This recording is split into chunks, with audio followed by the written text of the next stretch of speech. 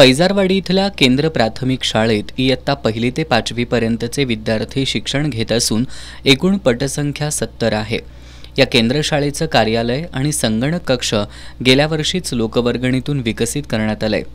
रविवारी सायंकाळच्या सुमाराला मेघगर्जनेसह गारपीट, वादळी वाऱ्यासह वळीव पावसानं पैजारवाडी आणि परिसराला झोडपलं। यामध्ये जोरदार वाऱ्यामुळे शाळेच्या 2 वर्गखोल्यांवरील संपूर्ण पत्रे उडून गेले। पत्रे उडून गेल्यामुळे संगणक आणि शालेय साहित्य भिजून लाखो रुपयांचं नुकसान झालंय। तसंच शाळेवरील पत्रे शेजारी राहणारे तानाजी चिले, अनंत चिले, श्रीधर चिले यांच्या घरावर पडल्यानं त्यांच्या घरांवरील पत्रे फुटून मोठ्या प्रमाणात नुकसान झालंय। याची माहिती मिळताच पन्हाळा पंचायत समितीचे गटशिक्षण अधिकारी शिवाजी मानकर, ग्रामपंचायत पदाधिकारी, शाळा व्यवस्थापन समितीचे पदाधिकारी, तलाठी, ग्रामसेवक, शिक्षक मच्छिंद्र चिले यांनी तात्काळ भेट देऊन पाहणी केली।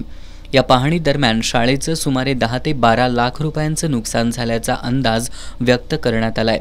मुलांचं शैक्षणिक नुकसान टाळण्यासाठी ज्या वर्गखोल्यांवरील पत्रे उडून गेलेत त्या वर्गातील मुलांना षटकोनी वर्गखोलीसह मंदिरात बसवण्याची व्यवस्था करण्याचा निर्णय घेण्यात आलाय।